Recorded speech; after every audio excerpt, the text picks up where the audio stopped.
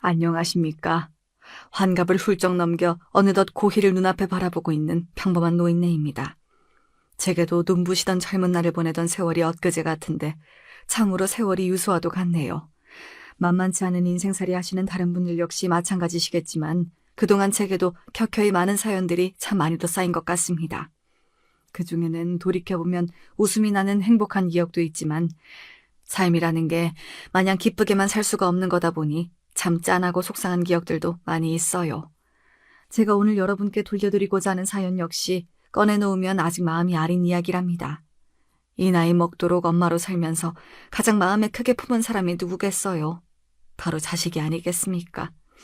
내 인생을 모조리 갈아 넣어 제 녀석 하나 사람 만들어 키우려고 무진애를 썼는데 그런 자식 때문에 속썩을 일을 겪으면 그야말로 인생에 회의감까지 들게 되죠. 내가 너를 어떻게 키웠는데 네 놈이 네 어미도 제대로 못 알아보고 감히 나한테 이런 짓을 해? 내가 어미라고 마냥 네 놈을 끝도 없이 받아줄 줄로만 알았더냐? 어머니 제가 정말 잘못했어요. 지금 제가 누리고 사는 것들 전부 어머니한테 받은 은혜도 있고 제가 정말 미쳤었나 봐요. 제발 한 번만 용서해 주세요, 어머니. 자식 마음이라는 게 아무리 부모 마음이랑은 다르다고 하지만 그렇다고 해서 자식이라고 부모한테 마냥 생채기만 내는데 언제까지 받아줄 수만은 없는 거겠죠. 부모인 제 탓이 아주 없다고 할 순 없겠지만 다 자란 자식 언제까지 부모 치마 폭에 싸고 돌 수도 없는 노릇이고요. 이 사연은 제가 다 큰 자식 버릇을 제대로 고치려고 든 이야기예요. 부족함이 많겠지만 본인의 일이다 생각해 주시고 귀 기울여 한번 들어주시면 감사하겠습니다. 저는 일찍이 젊은 나이에 남편을 잃었습니다. 제 남편이 세상을 떠났을 때 제 나이가 겨우 27이었습니다. 지금으로 따지면 시집도 안 갔을 확률이 높은 나이죠. 그야말로 꽃 같은 나이였습니다. 저는 결혼 전까지 딱히 일을 해보거나 직장을 다니거나 한 경험이 아예 없었어요. 시집 가기 전에는 그저 안온한 부모님 품에서 세상 무서운 줄 모르고 안락하게 자라다가 고등학교 졸업하고 신부 수업 명목으로 집안일을 2해쯤 돕고 나서는 바로 남편에게 시집을 왔거든요. 22살에 시집 오면서 뭐 그렇게 할 줄 아는 게 많았겠습니까? 시댁과 친정 부모님께서는 제가 어릴 적부터 서로 교류가 있어 왔던 사이였고 남편 역시 어릴 적부터 익숙하게 얼굴을 보아왔던 사람이었어요. 자연스럽게 언젠가 나이가 차면 저 사람과 결혼하게 되겠구나 하고 생각했죠. 남편은 평범하게 직장 다니는 사람이었어요. 하루 끼니 걱정할 정도로 시댁 형편이 기우는 건 아니었으나 그렇다고 넘치도록 풍족한 가정도 아니었기에 사실상 남편이 저희 집안의 실질적인 가장이라고 할 수 있었습니다. 시아버지께서 퇴직하기 전까지 공무원 생활을 하시긴 하셨지만 퇴직할 때까지 말단 공무원으로 계셨기 때문에 시댁에 모아놓은 재산이 많은 편도 아니셨습니다. 그저 시부모님 2분이 저희 부부가 가게 운영하는 데 짐이 되지 않을 정도의 수준이었죠. 남편 월급도 그 당시 가정집 평균 생활비를 고려해 볼 때 적은 수준은 아니었으나 그래도 4식구 먹고 살기에는 여유롭진 못해서 제 딴에는 이리저리 짱구를 굴려가며 가게 운영에 고군분투해야 했습니다. 아이가 태어나고 나서는 더더욱 그러했어요. 사실 저희 아들 수혁이는 저희 부부의 유일한 혈육입니다. 결혼하고 3년 만에 겨우 하나 얻은 귀한 자식이었거든요. 저희 남편도 외동아들이거든요. 시아버님도 밑으로 여동생만 2분 계신 장남이셔서 말 그대로 손이 귀한 집안이었습니다. 그래서 우리 수혁이가 들었었을 때에는 온 가족이 그야말로 축제의 도가니에 빠진 듯 했습니다. 네가 그간 그리도 마음고생을 하더니 이리 귀한 자손을 안겨주려고 그랬나 보다. 이리 손이 귀한 집안에 자손 생산만큼 중한 일이 없지. 네가 우리 집안에 아주 큰 일을 해주었구나. 말씀을 안 하셔서 그렇지 얼마나 바람하지 않는 첫 손자였겠습니까? 평소 감정 표현에 서투르신 분들이 기쁨을 숨기지도 못하시는 말씀에 저도 마음이 뿌듯해졌어요. 남편 역시 기뻐하긴 마찬가지였습니다. 당신 어린 나이에 나한테 시집와서 시부모님 봉양하고 가정 꾸리느라 고생하는 거 내가 잘 알아. 아이 잃고 많이 힘들어할 때 내가 해줄 수 있는 게 없어 미안한 마음뿐이었는데 이제 우리 아이 태어나고 나면 내가 당신이 더 의지할 수 있는 가장이 되도록 정말 열심히 살게. 고마워 여보. 결혼할 때에도 그런 다짐까진 못 들어봤는데 아버지가 된다는 게 그 사람도 정말 기뻤던 모양이에요. 저 역시 비로소 제 뱃속에 그 사람 아이가 들어섰다는 실감이 들자 세상 그 무엇으로도 끊을 수 없는 단단한 가족의 끈으로 엮였다는 실감이 들어 마음이 든든해지는 기분이었습니다. 그렇게 탄생부터 저희 모두를 행복하게 해준 아이가 바로 저희 아들 수혁이었어요. 아이는 갓난쟁이임에도 사람들 낯가리지 않고 누구에게나 방긋방긋 잘 웃어주어서 주위 어른들 관심을 독차지했지요. 아이가 낯도 안 가리고 순한 게 꼭 우리 며느라이를 닮은 모양입니다. 요즘 요 조그만 것 보는 재미에 아주 살맛이 나죠. 순하고 성정 좋은 걸로 치면 최서방만 할까요? 아이가 순한 채 부모들을 쏙 빼닮은 것 같아 얼마나 뿌듯한지 몰라요. 아이가 예쁜 것과는 별개로 먹는 입 하나 늘었다는 게 가게에 그렇게나 부담이 될 줄은 몰랐어요. 그 조그만 아이 앞으로 들어갈 것들은 또 얼마나 많은지. 가뜩이나 빠듯하게 돌아가던 집안 살림이 더욱 여유가 없어졌습니다.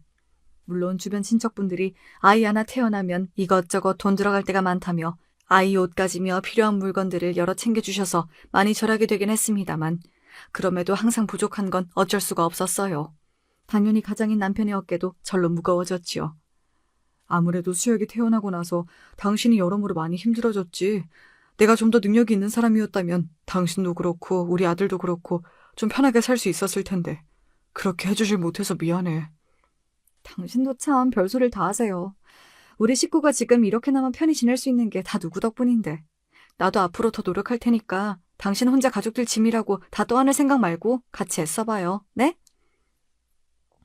솔직히 힘든 일이 전혀 없다고 하면 거짓말이겠으나 그래도 말 한마디라도 저를 다감하게 해주는 사람이 곁에 있다는 게 얼마나 큰 힘이 되었는지 모릅니다.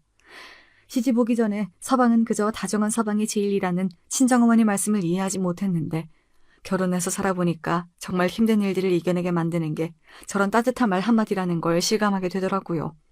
비록 가진 게 많은 사람은 아니었으나 진심으로 심정적으로 의지할 수 있는 마음그릇이 큰 사람이 바로 제 남편이었습니다.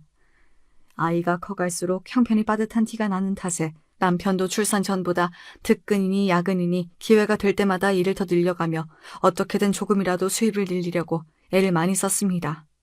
자연히 남편의 얼굴을 볼 수 있는 시간도 서서히 줄어들게 되었고 이제 남편 얼굴에 떠오른 피로는 마치 원래 달고 있었던 것처럼 남편 얼굴을 떠날 줄을 몰랐습니다. 하나뿐인 남편이 이렇게 고생을 하는데 제 마음이라고 편치 않았어요. 귀한 자식 고생하는 꼴을 보는 시부모님이라고 어디 마음 편히 제 자식을 지켜볼 수 있으셨겠습니까? 예, 어미야. 요새 수혁아비 얼굴이 너무 안 좋은데 아무래도 보약이라도 한 접 써야겠다. 네, 어머니. 그렇지 않아도 그 사람 데리고 영양제라도 한번 맞히려고 생각하고 있었어요. 따뜻한 형편이었지만 그래도 저희에게는 소중한 가장이었습니다. 돈 한 푼이 아쉬울 때 아픈 곳도 없이 멀쩡한데 무슨 병원이냐며 남편이 손사래를 쳤으나 이번만큼은 저도 그냥 물러서지 않았습니다. 안 그래도 나날이 남편 얼굴이 까칠해지는 것이 느껴져서 신경이 많이 쓰이던 차였어요. 그렇게 안 가겠다는 남편을 월차까지 쓰게 해서 겨우겨우 억지로 끌고 병원에 가게 되었습니다. 눈 밑 검은 부분이 심하시네요.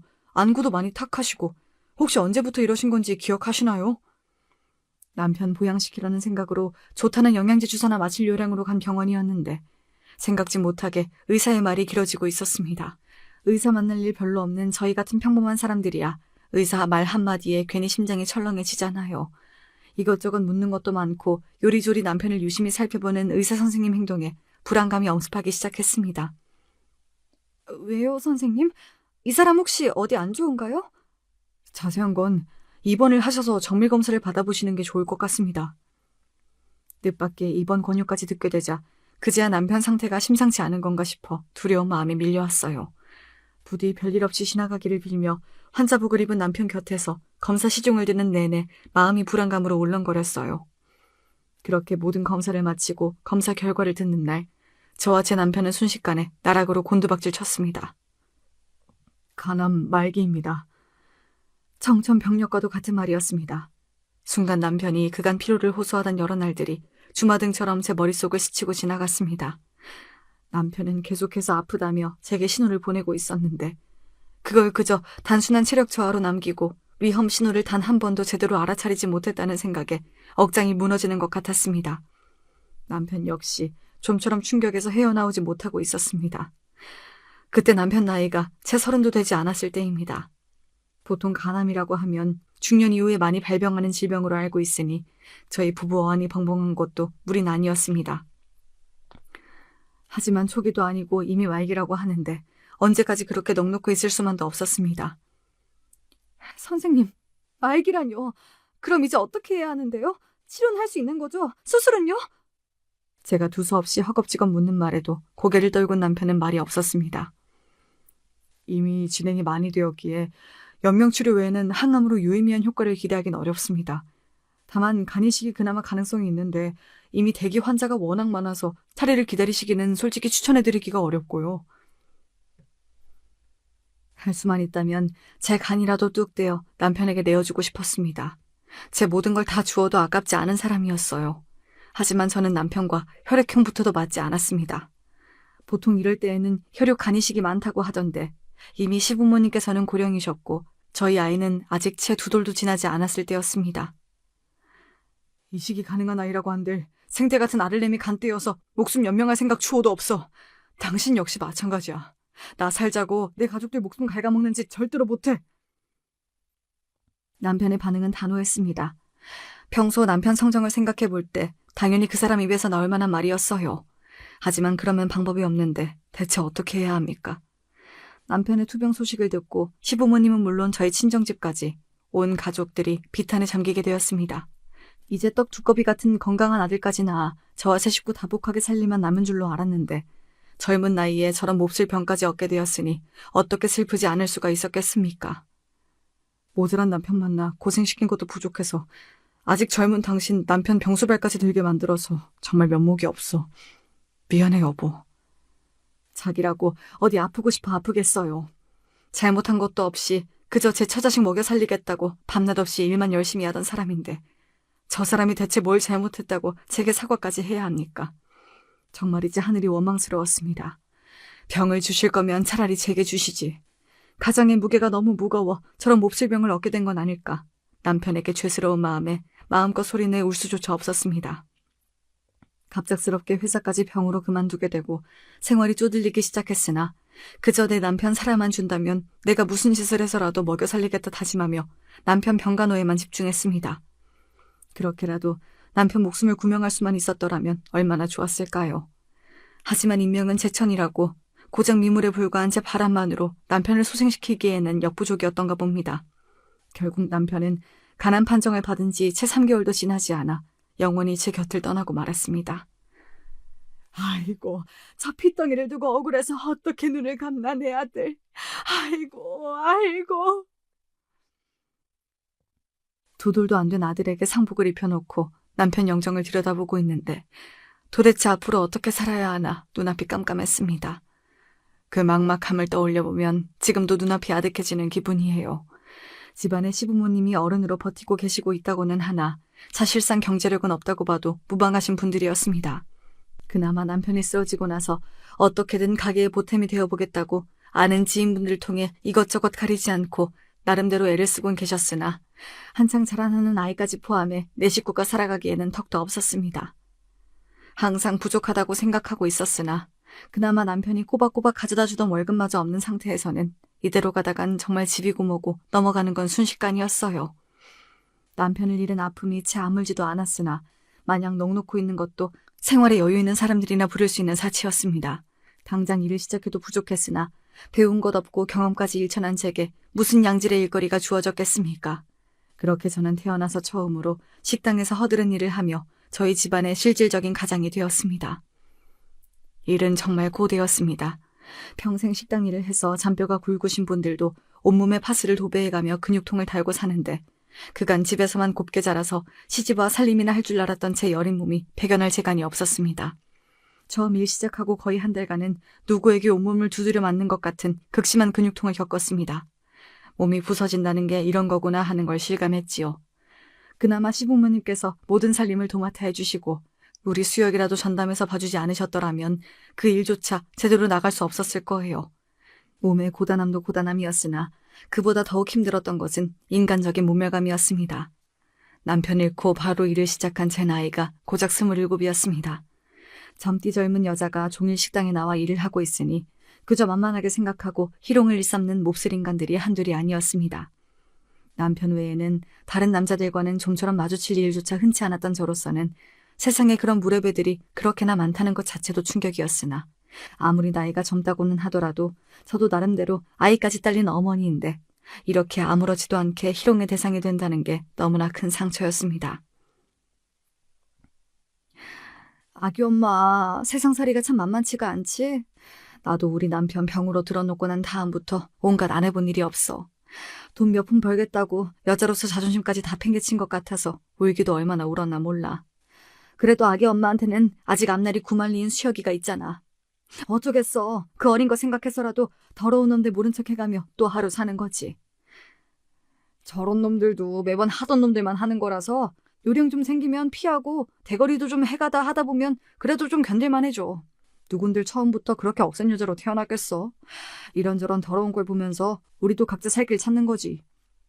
제가 웬 늙은 할아버지에게 손목 잡힌 걸 뻔히 봤으면서도 손님이라고 제대로 대거리도 안 해주는 식당 사장님께 너무 상처를 받아 몰래 식당 골목구석에서 울고 있자 식당 언니들이 해준 말입니다.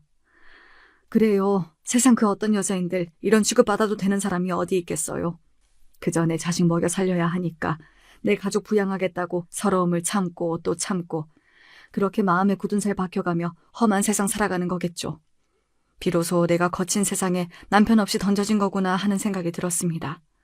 남편은 제가 모르는 곳에서 이런 수모를 이미 수도 없이 당하고 살았겠죠. 고생만 하다간 그 사람을 생각하니 멀쩡히 살아 숨쉬며 우리 수혁의 얼굴 보고 살 수 있는 것만으로도 나는 호사다 생각하기로 했습니다.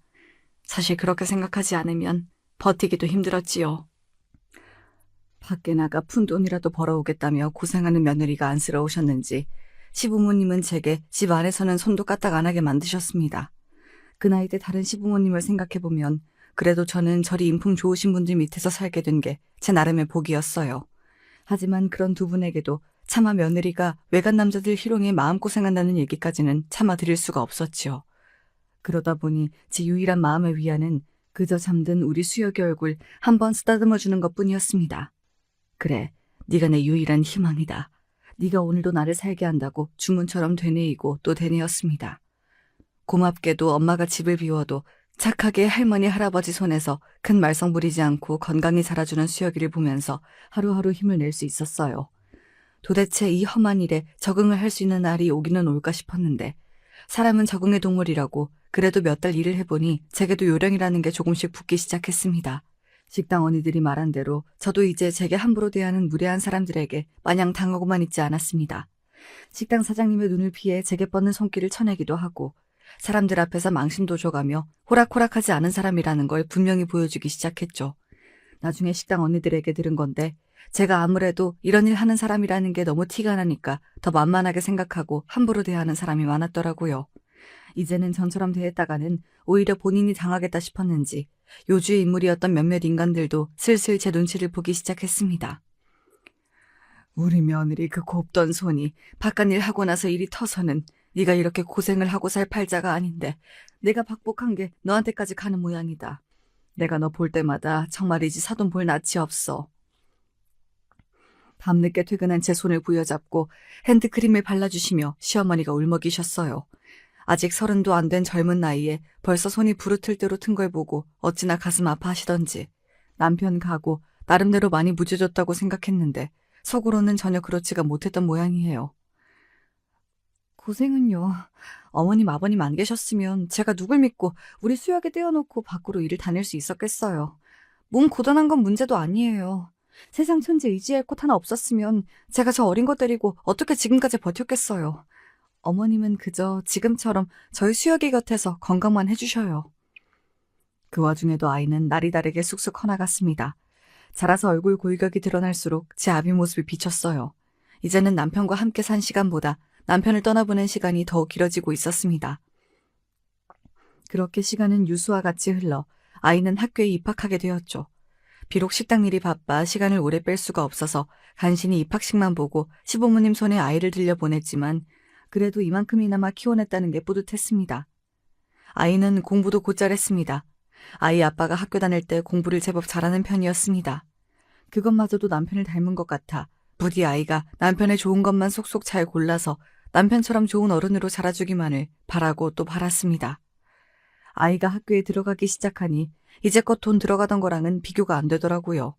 더 이상 식당에서 허드렛 일 하는 정도로는 아이를 제대로 키우기에는 역부족이라는 생각이 확 들었습니다. 제 나름대로는 어디 좀 더 돈 될 만한 일이 없나 기웃거려 보았지만 뾰족한 수가 없어 마음이 점점 무거워지던 중이었습니다. 그러다 저희 가게에서 단체로 점심식권 끊어먹던 화장품 방문 판매 대리점 사장님이 제게 제안을 하셨습니다. 내가 자기 쭉 지켜보니까 얼굴도 반반하고 아직 나이도 젊고 이게 아무리 판매직이라도 파는 물건이 화장품이다 보니까 아줌마들이 그런 걸 만만치 않게 따지거든. 식당에서 일하는 걸 보니까 싹싹하고 부침성도 좋은 게 고객들한테 물건 파는 일도 잘할 것 같은데 어째 생각 있어? 제가 물건 파는 일은 해본 적이 없는데 잘할 수 있을까요? 세상에 처음 없는 사람이 어디 있어. 게다가 여기서 일하는 거랑은 수입이 비교도 안 될걸? 잘만 하면 달에 여기 월급 배는 벌 텐데. 우리 정산도 잘해줘. 무엇보다 여기 질환 좋은 아저씨들 자꾸 깔짝거리는 거 당하느니 여자들만 상대해도 되는 우리 일이 훨씬 낫지 않아? 그건 맞는 말이었어요. 어느 정도 적응이 되긴 했다고 하지만 자기한테 시집 올 생각 없냐며 징그럽게 구는 아저씨들도 꽤 있었으니 돈만 아니었으면 솔직히 그 식당이 그렇게 좋은 직장이었다고 하긴 어려웠습니다. 무엇보다 식당에서 일하는 것보다 훨씬 돈을 많이 벌 수 있다는 건 정말 눈이 돌아가는 제안이었습니다. 앞으로 우리 수혁이 남부럽지 않게 가르치려고 하면 가장 필요한 게 돈이었으니까요. 비록 판매직은 한 번도 해본 적이 없었기 때문에 물건을 하나도 팔지 못하면 어쩌나 하는 두려운 마음은 있었으나 손님들도 죄다 여성분이다 보니 식당에서 불특정 다수를 상대하는 것보다는 더 자신 있게 다가갈 수 있을 거라는 생각도 들었습니다. 그렇게 저는 제 인생 첫 번째 이직을 하게 되었어요. 식당 일을 했던 때와는 다르게 하는 일이 화장품 판매이다 보니 아무래도 지금까지와는 다르게 외모에도 신경을 안 쓸 수가 없었습니다. 그렇다고 제가 뭐 대단하게 손재주가 있는 건 아니어서 화장품 팔고 남은 샘플들 몇 개 찍어 바르는 수준이었으니까요. 하지만 어린 수혁이 보기에는 만날 후줄근하게 다니던 엄마가 화장도 하고 옷도 깔끔하게 입고 다니니 무척 마음에 들었던 모양입니다. 엄마! 그럼 이제 식당은 안 나가는 거지? 이제 화장품만 파는 거지? 엄마 이제 식당 안 나간다니까 좋아? 응, 엄마 식당 나갈 때는 일찍 나가서 늦게 들어와서 얼굴도 보기 힘들잖아. 그리고 화장품 팔면서는 엄마 화장도 하고 예쁜 옷도 입어서 좋아. 이게 일이 나름대로 영업직이다 보니 확실히 하루 종일 식당 일만 하고 있을 때보다는 시간을 융통성 있게 쓸 수가 있었어요. 가끔 운이 좋아서 여러 손님들을 한 집에서 한꺼번에 만나게 되는 날에는 뜻밖의 여유 시간도 만들 수 있었습니다. 늘 바쁜 엄마가 드물게 학교 마치는 저를 데리러 오기도 하고 떡볶이도 사주고 하다 보니까 아이 입장에서는 그게 그렇게 좋았던 모양이에요. 저희 시부모님들도 그나마 식당 일보다는 덜 고된 일을 하게 되었다고 하니 마냥 기뻐하셨습니다. 처음 한 달 적응이 어려웠지만 이것도 익숙해지고 나니 오히려 식당 일보다야 훨씬 수월했어요. 처녀적 제 성격을 생각해보면 상상도 못할 일이지만 그간 험한 식당 일에 저도 제법 단련이 되어 있어서 그런지 가끔 겪는 아줌마 진상 정도는 그저 우스울 따름이었습니다. 변죽 좋게 고객들에게 맞는 화장품들을 쏙쏙 골라 추천해주는 제 모습이 저도 신기할 지경이었어요. 다른 판매 사원들처럼 하나라도 더 팔려고 들이대기보다는 하나를 팔더라도 쓰는 사람의 피부 타입을 신중하게 고려해 추천해주는 제 모습에 믿음이 간 모양인지 단골들도 제법 늘었습니다. 수입은 식당 일을 할 때와 비교할 게 아니었어요. 남들 보기에는 대단치 않을지 모르겠지만 제 평생 짧은 기간에 그렇게 많은 돈을 만져보는 건 처음이었으니까요. 무엇보다 살림살이가 넉넉해지자 똘똘한 우리 아이 원없이 뒷바라지 할 수 있게 된 것이 가장 기쁜 일이었습니다. 우리 아들 이번에도 1등이야. 우리 수혁이는 정말 천재인가 보다. 하면 하는 대로 성적이 오르는 게 보이니까 공부하는 게 재밌어. 나 정말 공부가 체질인가 봐. 정말 그런가 보다. 수혁이 아빠도 머리가 참 좋았거든. 우리 수혁이가 아빠 좋은 건 다 빼다 박았나 보다. 전교 1등 성적표를 제게 보여주며 너스레를 떠는 아들 수혁이가 제 인생의 기쁨이고 빛이었습니다. 그간 했던 모든 모진 고생들이 다 저 아이의 찬란한 미래를 위한 것이었다고 생각하니 고생도 고생으로 느껴지지가 않았어요. 저뿐만 아니라 공부 잘하는 손자는 저희 시부모님과 친정부모님 모두의 자랑이었죠. 제가 화장품 방문 판매를 시작하며 살림도 조금씩 펴기 시작했습니다. 그렇게 중학교 들어가고 고등학교 진학해서도 아이는 전교에서 최상위권의 성적을 유지했습니다. 저 역시 의욕적으로 화장품 방문 판매 일을 하면서 부지런히 아이 학원비며 과외비를 대어주었습니다. 남들은 억지로 공부를 시켜도 안 해서 부모가 그리 속을 썩는다는데 시켜주는 족족 잘만 받아먹는 우리 아들 같은 자식 둔 건 정말이지 내 인생 제일의 복이라고 그때는 그렇게 생각했습니다. 아이가 공부를 잘해서 그런지 아이 주변에도 비슷한 친구들이 모이게 되더라고요. 특히나 아이가 대학 입시 특별반에 들어가게 되니 주변에 공부 잘하는 친구들하고만 어울리게 되었습니다. 저희 집처럼 없는 집안에서 똑똑한 아이가 나는 게 그때도 일반적인 일은 아니라서 자연스레 아이 친구들은 대부분 있는 집 자식들이었어요. 아이도 보는 게 많아지다 보니 전과 다르게 이것저것 갖고 싶다고 하는 것들이 부쩍 많아졌습니다. 수효가, 그 메이커 옷은 학생이 입기에는 가격이 너무 나가지 않니? 그러지 말고 엄마가 괜찮은 거 사줄 테니까 다른 거 알아보는 거 어때? 다른 애들 다 그거 입고 다니는데 나만 로고 다른 거 입고 있으면 뭐라고 생각하겠어. 내가 지들보다 공부도 훨씬 잘하는데 그런 걸로 밀리는 거 자존심 상해.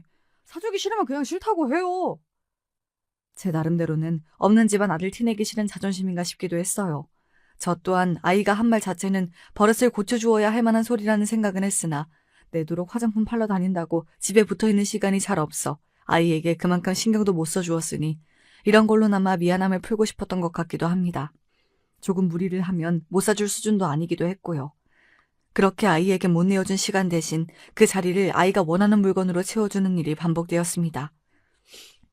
아이가 본격적으로 의대 진학을 목표로 하면서부터는 그나마 대화 나누던 시간조차 확 줄어버렸습니다.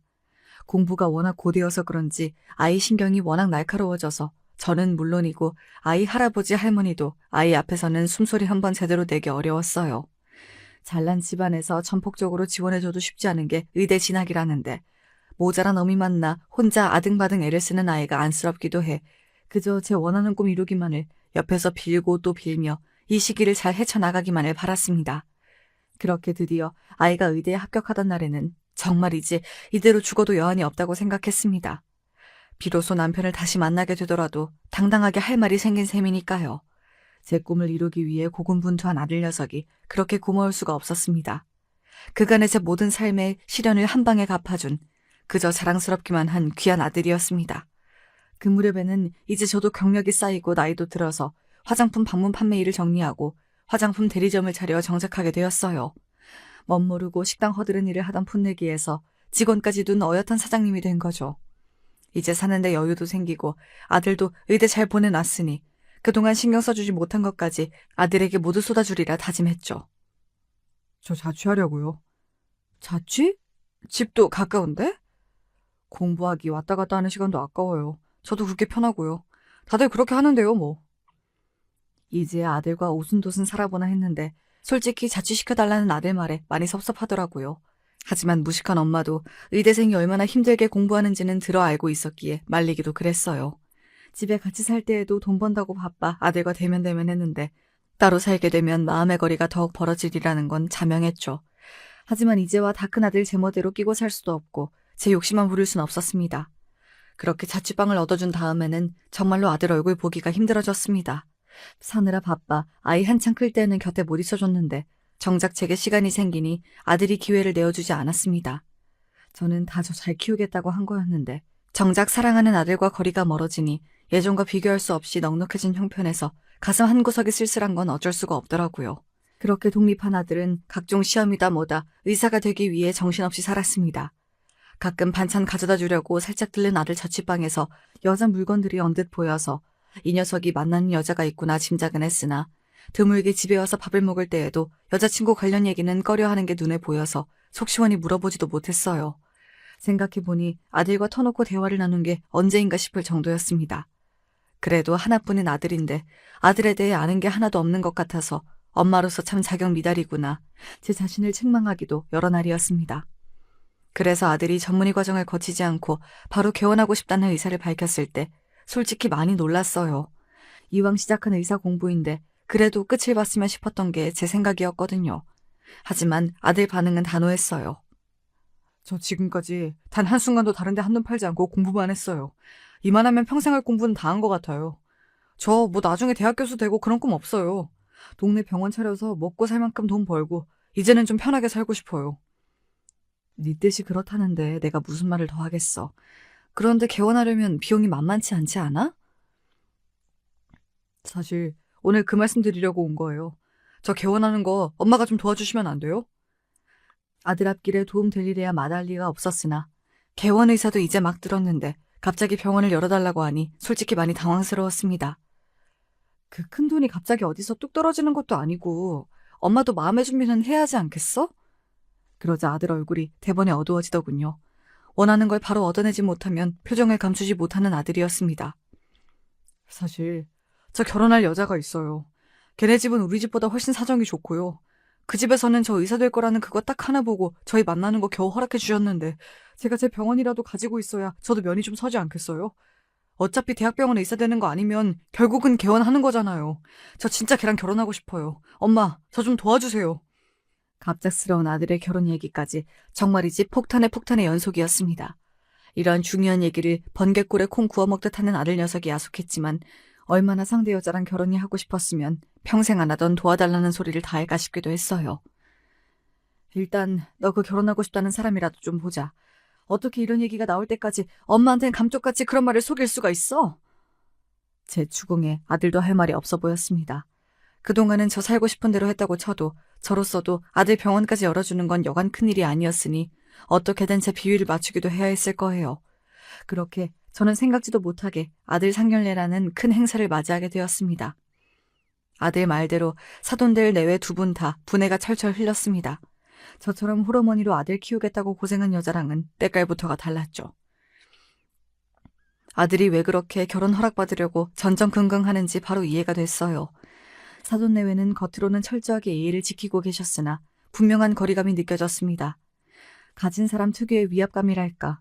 아들이 얼른 하나라도 내세울 만한 것을 갖추고 싶어한 것이 이래서였을까 싶을 정도였죠. 상견례 다녀오고 나서 솔직히 많이 심란했습니다. 겉으로 흠잡을 것이 없었기에 더더욱 그랬습니다. 며느리 될 아이도 참하고 예쁘긴 했지만 제게 벽을 세우고 있는 게 느껴졌어요. 있는 집 딸로 자라서 곧 의사 남편을 보게 되는 것까지는 수긍하더라도 배운 것 없는 방문 판매원 출신 홀 시어머니까지 기껍지는 않을 테니까요. 아직 일어나지 않은 일임에도 불구하고 아들을 그 집에 결혼시키고 나면 처갓집에 고생해서 키운 아들 빼앗기는 미래가 불보듯 뻔하게 그려졌습니다. 우리 지은이 참 예쁘죠? 얘가 좋은 환경에서 좋은 것만 보고 자라서 그런지 사람한테 나쁜 소리 할 줄도 잘 모르고 얼마나 행동이 고상하고 품위 있는지 몰라요. 어른들한테도 참 잘해서 엄마랑도 참 잘 지낼 거야. 아들은 벌써 팔불출이 따로 없었습니다. 제 엄마 속 끓는 줄도 모르고 속없이 제 예비 신부 자랑에 여념이 없는 모습을 보면서 저리도 좋을까 싶기도 했습니다. 하긴 딱 봐도 곱게 자란 양반댁 교수 같은 모습이었으니 제 눈에는 얼마나 고와 보일까 싶었어요. 그러니 제가 생각하기에도 본인 병원 하나 없는 페이 닥터한테는 쉽게 딸 내어주지 않겠다 싶었겠죠. 아무리 아들이라 한들 병원이 무슨 애 이름도 아니고 저로서도 결심을 하기가 쉽진 않았습니다. 하지만 자식 이기는 부모가 어디 있겠습니까? 거기다 정말로 사돈 내외가 아들이 떡하니 개원하지 않는 이상 쉽게 결혼을 진행시킬 것 같지가 않았습니다. 저로서도 정말이지 적지 않은 출혈이었으나 결국 아들에게 병원을 열어줄 수밖에 없었어요. 개원하고부터 다음 일들은 일사천리로 진행되었습니다. 사돈 내외께선 수혁이 개원만 손꼽아 기다리셨던 모양이셨는지 아들이 개원이가 되고 나서야 비로소 결혼이 진행되었습니다. 아들 개원의 신혼집까지 거의 동시에 알아보는 바람에 저는 거의 무일푼이 되다시피 했으나 그렇게도 제 처가 좋은지 아들 입이 귀에 걸려 있었습니다. 그걸 보니 좋은 일에 괜히 재뿌리는 일이 될까봐 어렵다는 소리조차 꺼낼 수가 없었죠. 이제는 연로하신 시부모님께서도 손자가 좋은 집에 장가드는 건 기뻐하시면서도 한숨이 나날이 드는 저를 보면서 내심 걱정을 감추지 못하셨습니다. 예, 이번에 수혁이 장가 보낸다고 네가 많이 무리했지? 아무리 자식 일이라지만 그게 돈이 한두 푼도 아니고 네가 너무 고생스러워서 어째. 솔직히 힘들지 않다고 하면 거짓말이겠지만 결국 다 제 자식 밑으로 들어가는 건데 저 좋자고 하는 일이잖아요. 무엇보다 수혁이가 저렇게 제쳐 좋아서 싱글벙글인데 부디 둘이 잘 살아주기만을 바라야죠. 개원에 이어 결혼까지 아들이 눈코 뜰 새 없이 바빠진 것은 당연한 일이었습니다. 그걸 머리로는 이해하면서도 사람 마음이라는 게 제 맘 같지가 않은 건지 결혼 이후로는 전화통화 한 번 하기도 힘든 아들 내외에게 서운한 마음이 드는 것이 한두 번이 아니었죠. 아무리 그의 엄마라고는 하지만 저도 사람이잖아요. 제 처한테 장가들고 싶어서 저한테 병원 차려달라고 할 때에는 집 문지방이 닳도록 그렇게 뻔질나게 집을 드나들더니 병원 열어주고 저 장가가고 나니까 싹 입을 씻는 듯한 아들 태도에 솔직히 서러운 마음이 몰려들었습니다. 내 자식도 이 모양인데 어디 며느리라고 살갑게 다가왔겠습니까? 가뜩이나 결혼 전부터도 서먹한 사이였는데 제 남편도 소홀히 대하는 어머니를 며느리라고 먼저 챙길 리가 만무했습니다. 그러다 보니 벌써 결혼한 지 6개월이 다 되어 가는데도 아들 며느리에게 연락 한번 먼저 하기가 쉽지 않더라고요. 수혁 엄마, 정말이지 성공했다. 저번에 수혁이 결혼식 가서 보니까 사돈댁도 보통 집안이 아닌 것 같던데. 그러게 말이야. 신부도 어찌나 참하던지 내가 부러워 죽는 줄 알았어. 병원까지 개원했는데 아들 좋은 집안에 장가까지 보내고 이제야 자기 인생이 펴려는 모양이다. 식당을 그만둔 이후에도 꼭 친자매처럼 정을 나누던 식당 언니들 입에서 아들 며느리 자랑이 쏟아졌습니다. 정작 그 칭찬을 듣고 있는 제 마음은 공허하기 짝이 없었지만요. 다른 것도 아니고 제 자식들 허물인데 이걸 어디다 대고 말할 수가 있겠어요. 다 저 살기 바쁘다고 그저 돈 버는 일에만 치중하고 아들과 정서적으로 교류하지 못했던 제 허물인 것을요. 그렇게 벙어리 냉가슴 앓듯 속 얘기도 못하고 집에 돌아와 혼자 방에 우두커니 앉아있자니 참 인생이 허무하게 느껴지더라고요. 그래서였나 봅니다. 평소에는 할 생각도 해본 적 없는 행동을 했던 것 말입니다. 어머니, 어쩐 일이세요? 오랜만에 듣는 며느리 목소리가 의아했습니다. 와중에도 반가운 기색은 하나도 없어서 조금 민망했으나 이왕 제가 먼저 다가가기로 했으니 조금 더 용기를 내보기로 했어요. 그냥 너희들 어찌 지내나 해서 내가 너희 결혼하고 신혼집에도 한번 못 가보고 밥은 잘 먹고 지냈는지 걱정도 돼서 그러고 보니 내가 더 좋아하는 반찬이 뭔지도 모르는구나. 내가 참 무심했다. 그렇게 주절주절 혼자 떠드는 동안 며느리는 별 대답이 없더라고요. 그렇게 한 10분이나 통화를 했을까 며느리가 할 일이 많다며 전화를 끊으려고 하기에 그러마했어요. 첫 술에 배부를 순 없으니 이만하면 물꼬를 트기에는 나쁘지 않았다 싶었죠. 그러고 5분도 채 지나지 않아서 목소리 듣기가 하늘의 별 따기였던 아들놈한테서 전화가 왔습니다. 간만에 받은 아들 연락에 저도 모르게 들떠서 전화를 받았더니 녀석이 대뜸 이러는 겁니다. 엄마, 지은이한테 연락하셨어요? 그래, 그래도 집에 새 식구가 들어왔는데 좋아하는 음식 하나 아는 게 없길래 내가 좀 해다 먹일까 싶어 물어봤어. 뭐 한다고 그런 쓸데없는 짓을 하세요? 밥 못 먹어 굶어 죽는 시대도 아닌데. 버럭 소리를 지르는 아들 기세에 어안이 벙벙했습니다.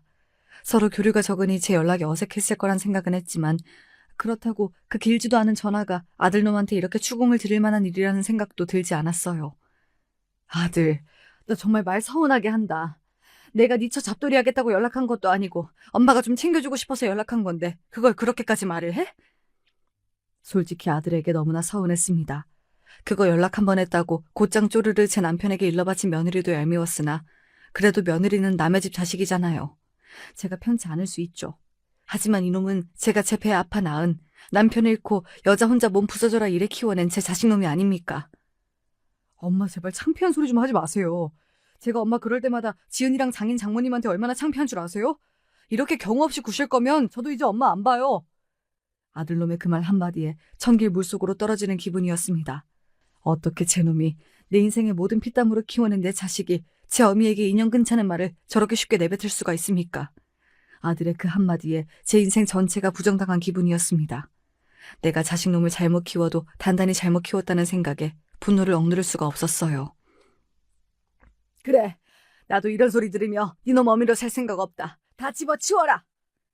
그러고는 곧장 전화를 끊고 부동산에 연락해 당장에 그놈 병원이며 신혼집이며 전부 금내로 내놓겠다며 선언을 했습니다.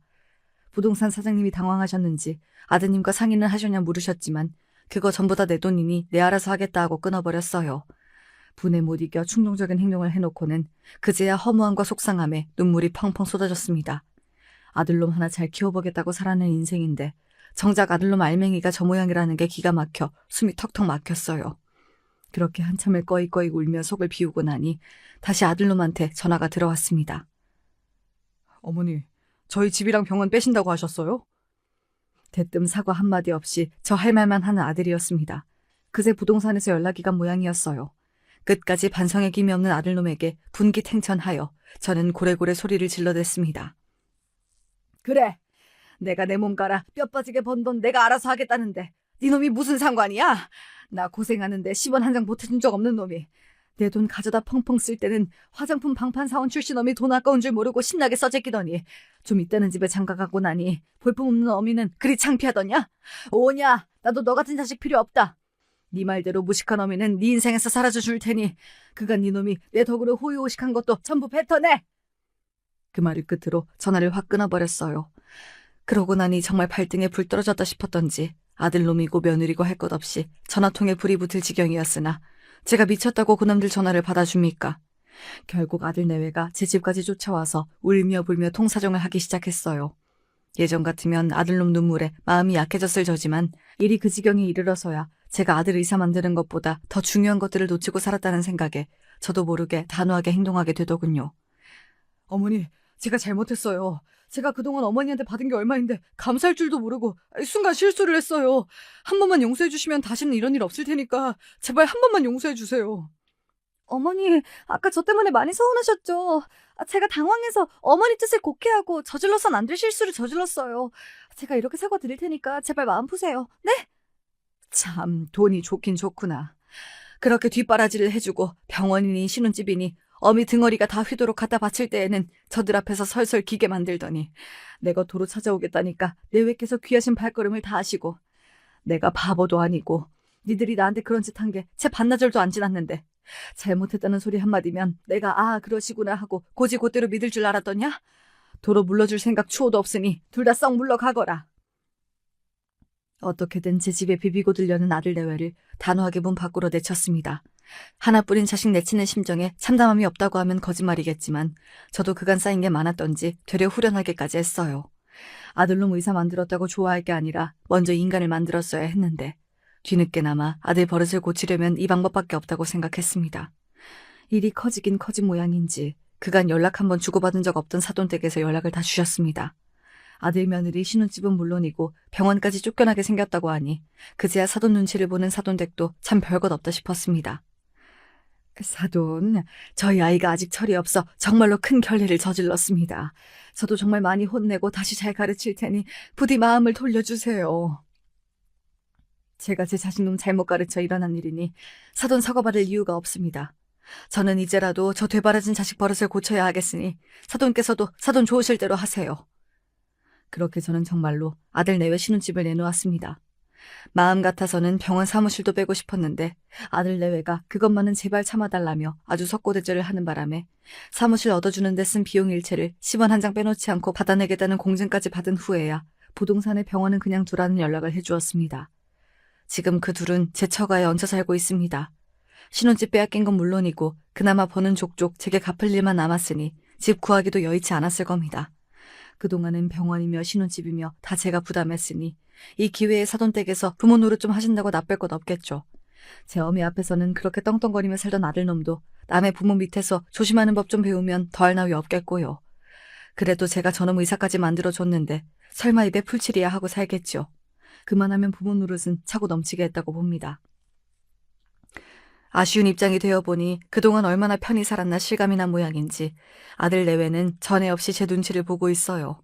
항상 아들 녀석한테 다 퍼주고도 의리된 기분이었는데 막상 줬던 것 도로 빼앗고 난 뒤에야 갑이 된 것 같아 기가 차기도 합니다. 자식이 귀한 만큼 내실 있는 인간으로 키우기 위해 더 노력해야 했는데 돈 번다는 핑계로 인성교육에 소홀했으니 저도 이 정도는 감수해야겠죠.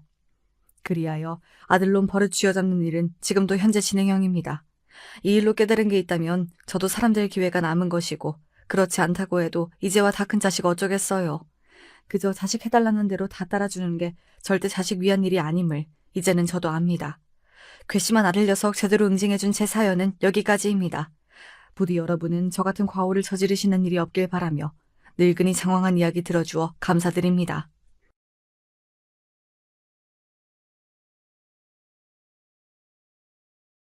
안녕하세요. 전 30대 여자입니다. 저는 남자친구와 연애를 오래 했어요. 20대 초반 아무것도 모르는 나이에 둘이 불꽃이 튀어서 만나기 시작해 얼마 전에 10년이 넘었습니다. 지금은 어느새 서로가 서로에게 너무 당연해서 없으면 이상할 정도로 가장 가까운 친구 사이이자 연인 사이가 되었죠. 저희가 오래 만나기도 했지만 서로에 대해 모르는 게 하나도 없을 정도로 가까워서 당연히 언젠간 둘이 결혼하게 될 줄 알았어요. 연애하는 동안 매일 그런 얘기를 하기도 했고요. 그런데 결혼은 연애보다 훨씬 더 어렵더군요. 남자친구네 부모님께서 절 썩 마음에 들어하지 않으세요. 너무 어릴 때 연애를 시작해서 철딱선이 없을 때부터 보셔서 그런지 저희가 결혼까지 생각할 줄은 모르셨다네요. 사실 저와 남자친구는 여러 면에서 둘이 너무 달라요. 처음 만났을 때도 남자친구는 알아주는 명문대 학생이었고 지금은 방송사 기자예요. 남자친구 부모님은 법대를 가길 바랬다는데 남자친구는 진실을 알리는 진짜 기자가 되고 싶다면서 언론학과를 간 거죠. 반면에 전 전문대를 다니다가 그만두고 네일아트를 배워서 현재 네일아트 숍에서 일해요. 전 제 직업에 굉장히 자부심을 느끼고 보람차지만 남자친구 부모님은 그렇게 생각하지 않으셨습니다. 제가 21살에 처음 남자친구 부모님을 만났어요. 사실 첫 만남부터 좋진 않았습니다. 남자친구가 살던 하숙집에서 같이 라면을 끓여 먹고 있는데 갑자기 부모님이 오신 거예요. 남자친구가 절 여자친구라고 소개하자 남자친구 부모님의 표정이 싹 바뀌었습니다. 그리고 곧바로 같은 학교 친구냐고 물으셨어요. 남자친구야 당시에 명문대생이었으니 당연히 저도 같은 학교이길 바라신 거죠. 제가 남자친구와 같은 학교가 아니고 근처에 전문대를 다니고 있다고 했을 때 두 분은 여전히 표정을 감추지 못하셨어요. 기가 막힌단 얼굴이었죠. 요즘 여자애들은 대단하다니까. 우리 땐 아무리 사귀는 사이라도 남자 혼자 사는 집에 아무 때나 드나들면 난리가 났었는데. 그거야 가정교육 문제지. 너희 부모님은 딸 자식 걱정도 안 하신다니? 어떻게 이 늦은 시간까지 남자 혼자 사는 집에 있는데 들어오라고 전화도 안 해? 남의 자식인데 우리가 말하면 뭐해요? 딱 보면 몰라요. 안 봐도 딸 자식 밖으로 내놓은 집구석인 거지 뭐. 저는 만담부부를 보는 줄 알았습니다. 제가 아무 말도 하지 않았는데 남자친구의 부모님 두 분은 당신들끼리 마음대로 절 가지고 판단하고 꼬집으셨어요. 저희 부모님까지 들먹이면서요. 엄마, 아빠, 세영이 곤란하게 왜 자꾸 그래? 내가 배고파서 가지 말라고 같이 라면 먹고 가자고 해서 세영이가 어쩔 수 없이 있어준 거야. 라면만 먹고 내가 바로 집에 데려다 주려고 했어.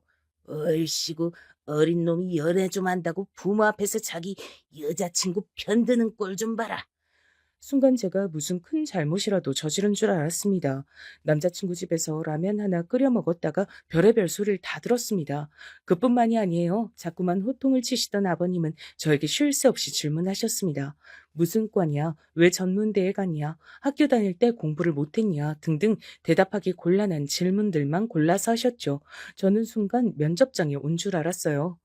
전문대도 좋은 대학들 많은데 내가 이 동네에 그렇게 왔다 갔다 했어도 그 대학은 생전 처음 들어보는 학교네.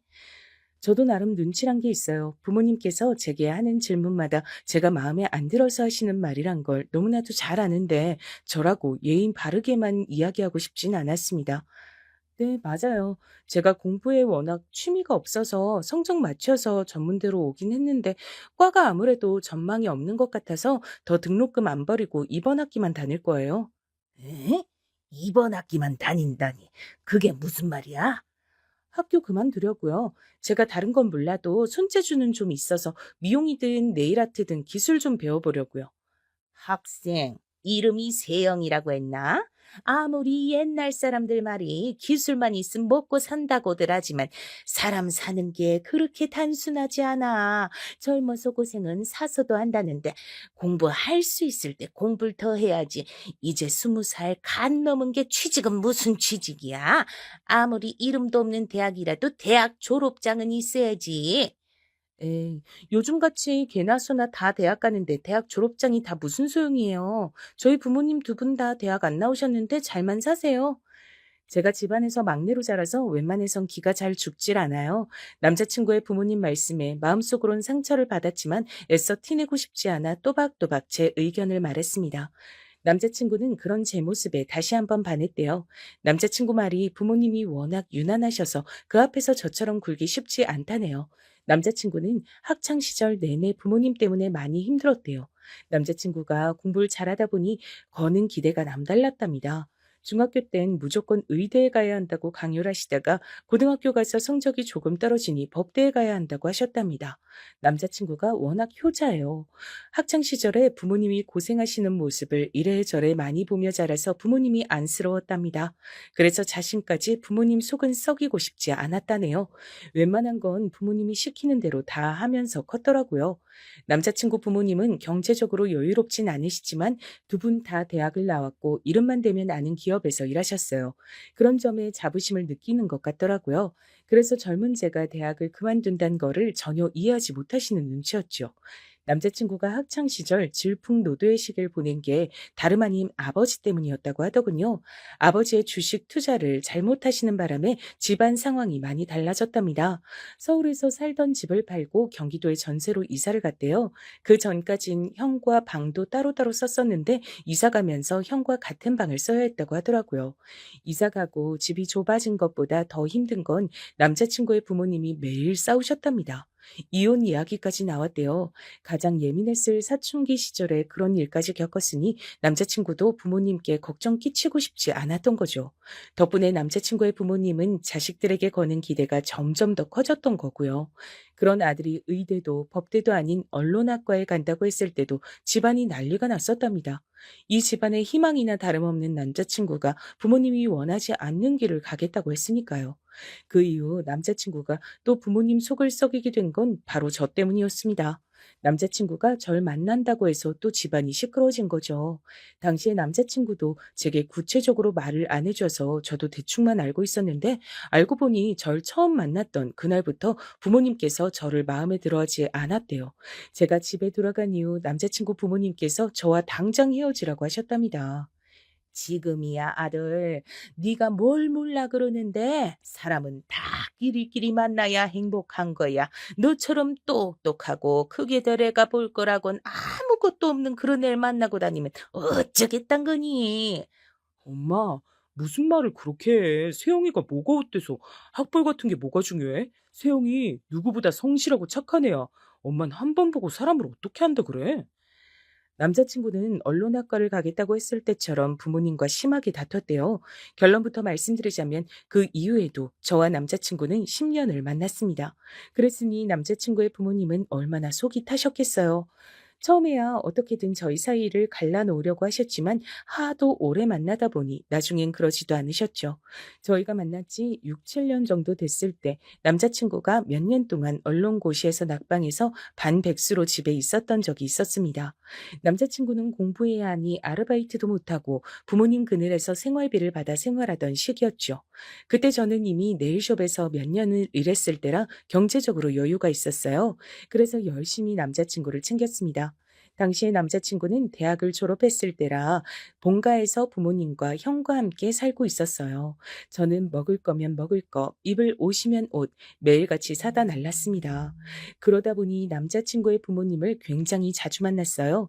처음엔 제가 남자친구를 챙기는 걸 못마땅해 하시더니 언제부턴 당연하게 생각하시더군요. 한 번은 이런 적도 있었어요. 제가 퇴근하고 오는 길에 맛있는 걸 사다가 남자친구네 집에 가져다 주고 집에 들어가곤 했거든요. 제가 살던 집에서 거리가 멀지 않았거든요. 그날도 유명한 맛집에서 만두를 사서 남자친구네 잠깐 들렀죠. 남자친구가 만두 귀신이라 그 집 만두라면 자다가도 벌떡 일어나거든요. 남자친구가 부모님과 한 집에 살다 보니 저는 항상 남자친구 부모님도 드실 만큼 넉넉하게 사서 갔습니다. 그런데 만두를 하나 집어 드시더니 남자친구 아버님께서 표정이 안 좋으시더라고요. 그래서 제가 입맛에 안 맞으시냐고 물었습니다. 그러자 대뜸 하시는 소리가 절 너무 속상하게 만들었어요. 가만 보면 세영이 네가 애가 손이 참 작아. 공부하는 남자친구네 집에 오면서 몸에 좋은 보양식을 해오든지 그게 아니면 든든하게 밑반찬이라도 좀 해와야지. 너는 애가 매일 만두니 빵이니 이런 군것질거리만 들고 오냐? 순간 말문이 막혀서 말이 다 나오질 않더군요. 그때 제 나이 고작 20대 후반이었을 때예요. 제가 벌어봐야 얼마나 번다고 그 돈을 가지고 매일 간식을 사다 드리는 것만으로도 고마워하실 줄 알았는데 제 생각이 달랐습니다. 남자친구 부모님은 저에게 받는 걸 너무 당연하게 생각하시는 분들이었어요. 오빠가 이 집 만두를 얼마나 좋아하는데요. 아버님은 맛 없으면 그만 드세요. 우리 오빠 공부하느라 힘든데 혼자 2팩 다 먹으라고 하게. 저는 속에 있는 말을 숨기는 편이 아니었습니다. 속으로 꽁이 있으면서 겉으론 네네 얌전한 척하는 건 제 성격이 아니었거든요. 저도 남자친구와 연애 기간이 길어지니 남자친구 부모님을 대하는 방식도 달라졌습니다. 예전처럼 어떻게 하면 부모님께 사랑받을 수 있을까 하는 바보 같은 짓은 하지 않으려고 했어요. 저와 남자친구와의 사이만 확고하면 결혼은 나중 문제라고 생각했죠. 그런데 시간이 가면 갈수록 제가 정말 이 집 며느리로 살 수 있을까라는 걱정이 생겼어요. 그럴 수밖에 없는 게 남자친구의 부모님이 상식적이지 않았거든요. 제가 남자친구와 오래 만나서 그런지 자꾸만 절 만만하게 대하시면서 무시하셨어요. 본인들은 아니라고 부인하시지만 제가 보기엔 절 무시한다고밖에 여겨지지 않았습니다. 어느 날이었습니다. 남자친구가 언론고시에 합격해서 축하 파티를 열기로 했어요. 거창한 건 아니고 작은 식당을 하나 빌려 남자친구 친구들과 부모님을 모시고 함께 파티하기로 했습니다. 고기를 굽고 술도 마시면서 즐겁게 보냈죠. 모두 남자친구를 진심으로 축하해줬어요. 남자친구도 너무 기뻐했고요. 얼마 만에 보는지 모를 남자친구의 웃는 얼굴에 저까지도 행복했습니다. 그 순간 알았어요. 우리가 오랜 시간 연애를 해오면서 너무 서로에게 익숙해져 설렘은 사라지고 의무감만 남은 게 아닌가 걱정한 적도 있었는데 그날 남자친구가 행복해하는 모습을 보니 저까지도 뭉클하면서 너무 감동적이더라고요. 남자친구는 공부하느라 그렇게 고생을 해놓고도 모든 공을 다 저에게 돌렸습니다. 제가 옆에서 많이 도와주고 힘이 돼줘서 본인이 해낼 수 있었던 것이라고 했어요. 그리고 그날 남자친구는 모두가 다 있는 앞에서 제 앞에 무릎을 꿇고 앉아 프로포즈 했습니다. 언제 준비했는지 커플 반지까지 준비했더라고요. 전 너무 감격해서 당연히 남자친구와 결혼하겠다고 허락했습니다. 근데 그 순간이었어요. 남자친구의 부모님께서 자리에 벌떡 일어나시더니 마구 손살을 치시며 남자친구에게 술 취해서 지금 뭐 하는 거냐고 말렸습니다. 윤수야, 너 왜 이렇게 취했어? 애가 아주 술만 마시면 이렇게 맥을 못 추고 주책 부리네. 세영아, 미안해. 그래, 이제 시험 좀 붙었다고 애가 긴장이 아주 풀렸나 보다. 아직 첫 월급도 안 받은 게 결혼은 무슨 이놈아, 정신 차려. 남자친구는 술이 굉장히 세요. 소주 한두 잔에 취할 사람이 아닙니다. 더군다나 저에게 고백하려고 미리 반지까지 준비했어요. 남자친구는 부모님께 취하지 않았다고 진심이라고까지 여러 번 말했습니다. 그런데도 남자친구 부모님은 제 프로포즈를 망쳤죠. 남자친구의 등을 연신 내리치며 그만하라고 했습니다. 제 손에 쥐어진 반지 케이스까지 뺏어서 감추면서요. 남자친구는 왜 이러냐고 부모님께 따졌지만 부모님께선 결혼같이 중요한 문제를 부모랑 상의도 안 하고 마음대로 결정하면 어떡하냐고 하셨습니다. 저는 사실 남자친구가 제게 프로포즈할 때 조금 기대했어요. 남자친구 부모님께서 절 대놓고 예뻐해 주시거나 잘해 주시진 않으시지만 그래도 오랜 시간 저와 남자친구가 알콩달콩 연애하는 모습을 보며 서로를 응원하고 건강하게 잘 지내는 모습을 옆에서 지켜보셨으니 이젠 저를 좀 인정해 주시는 줄 알았습니다. 가끔 제가 집에 찾아가면 그래서 시집은 가겠냐, 우리 아들 나중에 고생시키면 안 된다 등등 절 예비 며느리인 것처럼 대해주신 적도 몇 번 있어서 이제는 저를 인정하셨나 보다 기대했었는데 제 착각이었습니다. 남자친구 부모님은 단순히 언론고시에 지쳐있던 가난하고 불쌍한 아들 옆에 뒷바라지하며 호구짓을 해줄 제가 필요했던 거예요. 지금까지 제가 사간 만두가 몇 판이고 매일같이 양손 가득 사다 나른 선물들이 얼마나 많은데 저에게 저러실까 싶었습니다. 그뿐만이 아니에요. 남자친구 부모님은 시간이 지나도 여전히 절 무시하셨습니다. 제가 남자친구 축하 파티가 끝나고 함께 택시를 타고 집에 모셔다 드렸어요. 남자친구는 많이 피곤했는지 차에서 잠이 들었습니다. 그런데 그때 남자친구 어머니께선 기다렸다는 듯 저에게 들으라며 얘기하셨어요. 행여나 네가 기대할까봐 어른으로서 미리 얘기하는 건데 윤수 이제 막 취직해서 회사에서 자리 잡으려면 앞으로 몇 년은 바짝 더 열심히 일해야 돼. 그니까 네가 뒷바라지 조금 했다고 애한테 결혼이니 뭐니 부담 주면서 힘들게 할 생각 마라. 그래.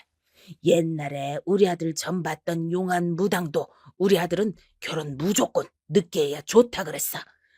남자친구 부모님은 말도 안 되는 무당 얘기까지 하시면서 저에게 강제로 주입을 하셨습니다.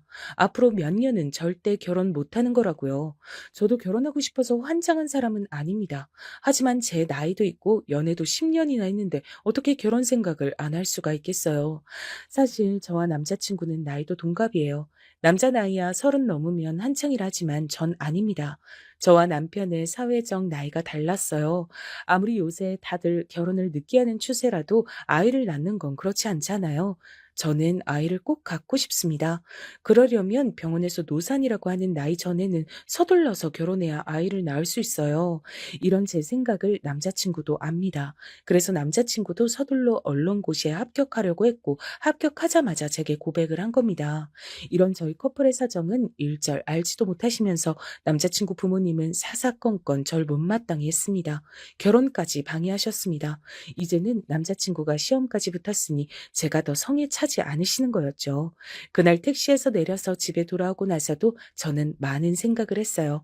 남자친구야 좋지만 남자친구 부모님의 사고방식이 너무 이해가 되질 않았거든요. 당신 아들이 귀하면 남의 자식도 귀한 법인데 저렇게 티가 나게 못되게 구시는 걸까 싶었죠. 제가 이 결혼을 다시 한번 생각해 봐야겠다. 언제 정신을 번쩍 차렸냐면 사실 남자친구 위로 형이 한 명 있어요. 남자친구 형은 30대 후반까지도 여자친구가 없었습니다. 저와 남자친구가 10년 가까이 만나는 동안 제가 곁에서 지켜봤는데 연애하는 걸 단 한 번도 본 적 없었습니다. 그래서 항상 남자친구 부모님의 걱정이 이만저만이 아니었어요. 큰아들이 장가갈 생각이 전혀 없으니까요. 그래서 선도 많이 보고 소개팅도 무지하게 많이 했어요. 제가 아는 것만 해도 반년 동안 30번도 넘으니 일주일에 한 번꼴로 무조건 새로운 여자를 만난 거죠.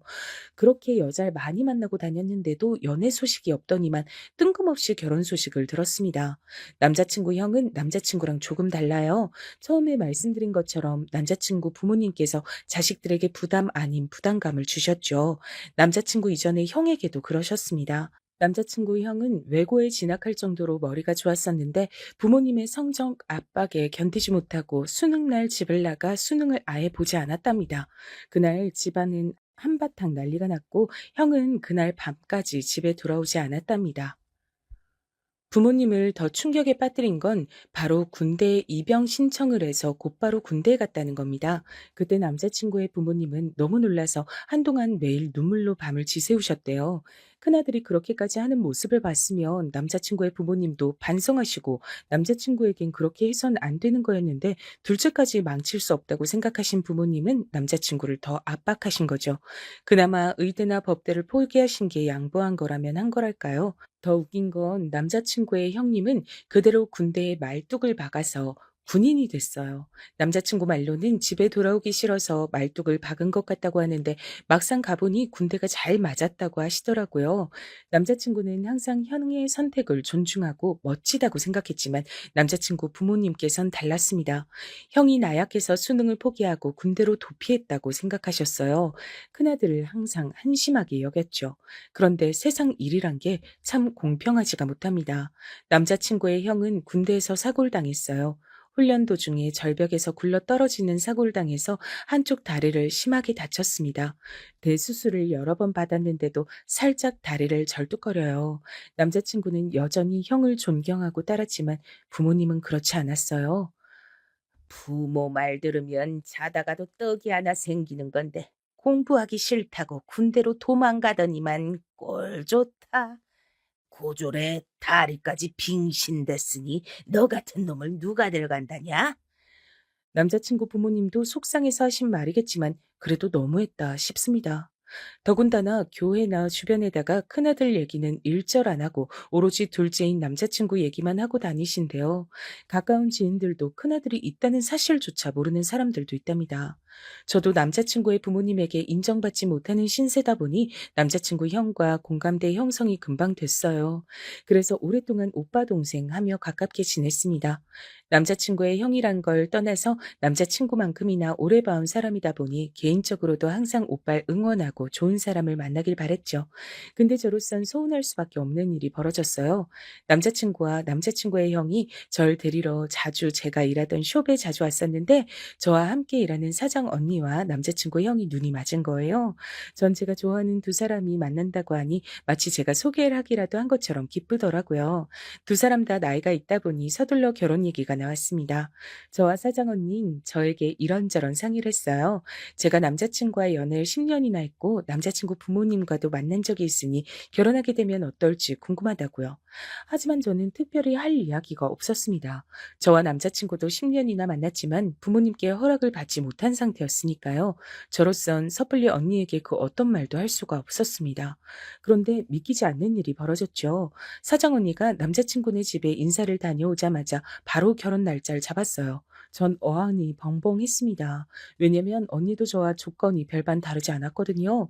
심지어 저는 전문대라도 나왔지만 언닌 고졸이에요. 물론 20살부터 네일숍에서 일하면서 번 돈으로 본인 가게를 차리긴 했지만 아무리 그래도 저에겐 전문대가 어쩌고 직업이 어쩌고 하시던 분들이 언니는 어떻게 바로 허락하셨을까 싶었죠. 전 괜히 억울해서 남자친구에게 투덜거렸어요. 근데 남자친구는 오히려 절 이해 못했습니다. 자기는 우리 부모님을 그만큼 보고도 아직 몰라? 형은 나보다 조건이 좋지 않잖아. 거기다 다리도 절고 누구라도 데려가겠다는 여자만 있으면 여자기만 하면 상관없대. 저는 입이 떡 벌어졌습니다. 남자친구 부모님은 아들이 있는 앞에서 정말 그렇게 말했답니다. 여자기만 하면 상관없다고요. 그 소리를 듣는데 저도 모르게 온몸에 소름이 돋고 없던 정도 떨어지더군요. 제가 말문이 막혀서 아무 말도 못하고 있으니까 남자친구가 저의 어깨를 감싸 안아줬습니다. 자기 부모님은 이해하려고 하면 안 된다고요. 형 결혼하고 나면 곧바로 저와 결혼하겠다고 할 테니 걱정하지 말라고 했습니다. 저는 고민이 많았지만 애써 남자친구 앞에선 티를 내지 않으려고 노력했어요. 남자친구 말대로 제가 남자친구 부모님이 그런 분들이란 걸 몰랐던 것도 아니고 이미 알 만큼 알고 있었으니 더 실망할 것도 없었죠. 그렇게 시간이 흘러 남자친구 형이 사장 언니와 결혼식을 올렸죠. 결혼식 날 당연히 저도 갔는데 기분이 이상했습니다. 저는 남자친구와 만난 지 10년이 넘었는데도 결혼하지 못했는데 두 분은 만난 지 1년도 되지 않아 부부가 됐으니까요. 결혼식 날도 잊지 못할 사건이 하나 있었습니다. 형 결혼식이다 보니 남자친구가 굉장히 바빴어요. 그래서 저도 남자친구를 도왔습니다. 남자친구와 함께 연회장 입구에서 하객들에게 답례품을 나눠드리고 있었는데 보시는 분마다 제가 누군지 궁금해 하시더라고요. 남자친구는 그럴 때마다 당연히 저를 여자친구라고 소개했어요. 저희가 워낙 오래 연애했으니 보시는 어른마다 오래 연애했으면 얼른 결혼해라. 형이 결혼했으니 이제 남자친구 차례라고 하시며 다들 농담을 한마디씩 하고 들어가셨어요. 그런데 그 정신없는 와중에 남자친구 어머니가 저에게 달려오시더라고요. 그러더니 남자친구에겐 들리지 않게 제 귀에다 대고 작게 속삭이셨어요. 세영이 너 그만하고 들어가서 밥이나 먹어. 괜히 이 사람 저 사람한테 인사해서 내 아들 혼삭길 막히게 하지 말고. 어머니, 어떻게 그런 소리를 하실 수가 있어요? 순간 저는 제가 잘못 들은 줄 알았습니다. 아무리 제가 마음에 안 들어도 그렇지 어떻게 아들 여자친구한테 대놓고 저런 소리를 하실 수 있을까 싶어서 억울함을 호소했습니다. 누가 보면 네가 지금 당장 내 며느리라도 된 줄 알 거 아니야. 내가 저렇게 별 볼 일 없는 애 큰 며느리로 들였다고 너도 되는 줄 알아? 웃기지 마. 우리 둘째 아들은 너랑 급이 달라. 듣다가 급이 다르다는 소리를 하시는데 저도 순간 울컥해서 자리를 피해 결혼식장을 뛰쳐나왔습니다. 저도 웬만하면 다 참고 버틸 수 있을 줄 알았는데 아니더군요. 남자친구에게 계속해서 전화가 걸려왔지만 전 받지 않았어요. 그 순간만큼은 너무 속이 상해서 남자친구 얼굴도 보기 싫더라고요. 결혼식이 끝나고 얼마 뒤 남자친구를 만났을 때 전 남자친구에게 그날 있었던 일을 다 말했어요. 그리고 더는 우리가 만나지 않는 게 좋을 것 같다고 이별 통보를 했습니다. 저도 충분히 많이 생각해보고 결정한 거예요. 저도 당연히 남자친구와 결혼하고 싶죠. 하지만 제가 저런 말도 안 되는 소리까지 들어가며 모자란 사람 취급당하고 싶지 않았습니다. 근데 그날 이후 상황이 변했어요. 제 말에 남자친구가 화가 나서 부모님께 난리를 친 겁니다. 그리고 자신도 형처럼 집을 나가겠다고 선전포고를 했나 봐요. 세영이한테 지금까지 함부로 대한 거 사과 제대로 안 하면 평생 결혼 안 하고 혼자 살 거니까 알아서 하세요. 남자친구는 제가 아니면 누구와도 결혼하지 않겠다고 혼자 살겠다고 했답니다. 그리고 저에게 제대로 사과를 하라고 한 거죠. 사실 그때까지만 해도 전 사과고 뭐고 받고 싶지 않았어요. 저에게 그 정도로 함부로 하신 분들이 저에게 진심으로 미안하실 리 없으니까요. 그런데 며칠 뒤 믿기지 않는 일이 벌어졌습니다. 남자친구 어머님에게 연락이 왔어요. 절 집으로 초대한다고요. 형 부부가 신혼여행 다녀와서 다 같이 식사를 하기로 했으니 저도 함께 와서 먹자고 하시더군요. 평소와는 목소리부터가 달랐어요. 굉장히 친절하셨습니다. 남자친구는 부모님께서 저에게 사과하시려고 부른 걸 테니 걱정하지 말고 같이 가자고 했습니다. 전 고민하다가 그래도 어른이 초대하신 건데 거절하는 건 예의가 아닌 것 같아 거절하지 못하고 집으로 갔습니다. 함께 식사하는데 저는 정말 당황스러웠어요. 전과는 다르게 저에게 너무 잘해주시더라고요. 정말 아들의 여자친구가 집에 놀러 온 것처럼 친절하게 대해주셨습니다. 저는 더 울컥했어요. 이렇게 대해주실 수 있으시면서 지금까지 저에게 그렇게 차갑게 구신 건가 싶더라고요. 저는 더 혼란스러웠습니다. 뭐가 진실인지 구분이 안 돼서요. 더 신기한 건 남자친구가 도대체 어떻게 했는지 부모님께서 정말 저에게 사과하셨단 거예요. 내가 지난번에 결혼식장에서 그런 건 나도 너무 정신없어서 괜히 예민해졌었나 봐. 상처받았음 너무 미안해. 우리가 세영이 널 가족으로 생각하다 보니까 편해서 농담으로 그런 거야. 네가 이해 좀 해줘. 예민해서 그런 거다, 농담이다 라고 하시며 다신 그러지 않겠다고 하셨습니다. 전 어른들이 직접 미안하다고 하시니 저도 그냥 그렇게 자리를 나와서 죄송하다고 했어요. 속상하긴 했지만 그래도 이젠 정말 저를 아들의 여자친구로 인정해 주시는 거겠지 싶었죠. 그런데 아니었습니다. 사람이 그렇게 쉽게 변하는 게 아니었어요. 아니, 애초에 저를 며느리로 받아줄 생각이 없으셨던 겁니다. 식사를 마치고 얼마 뒤 남자친구 어머니께서 저희 가게에 오셨어요. 저를 보러 오신 건 아니고 아무래도 같이 일하는 사장언니가 며느리다 보니 시어머니로서 가게에 놀러 오신 거였어요. 근데 혼자가 아니셨습니다. 교회에 같이 다니는 분들을 우르르 함께 데리고 오셨어요. 며느리가 네일숍 사장인데 한 번도 손톱 손질을 받아본 적이 없으시다면서 오셨더라고요. 근데 뭔가 좀 이상했어요. 전 반가워서 먼저 살갑게 인사를 드렸는데 어머님은 아예 절 본 척도 안 하시더군요. 순간 느낌이 좀 안 좋았어요.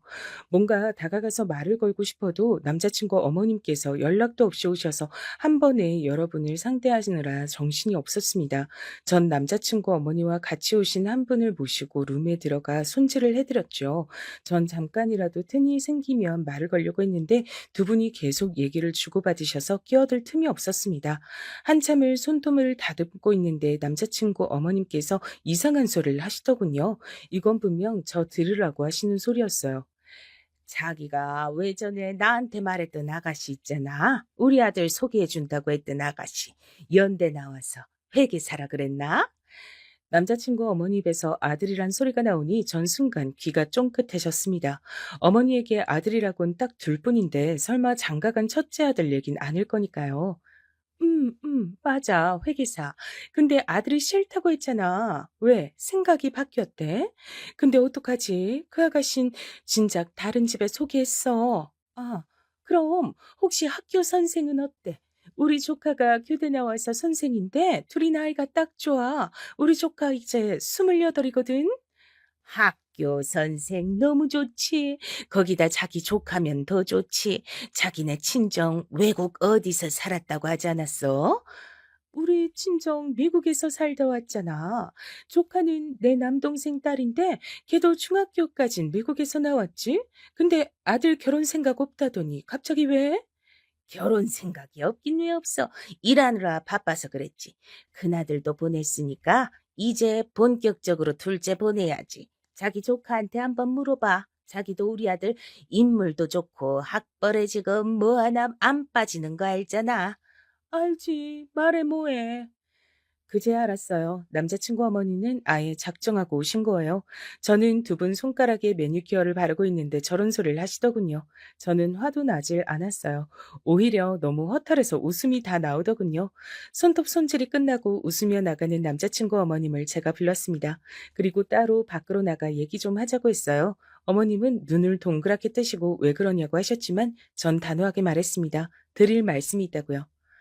어머님, 하실 이야기가 있으시면 그냥 저한테 하시면 되지. 어떻게 일하는 곳까지 와서 이러실 수가 있어요?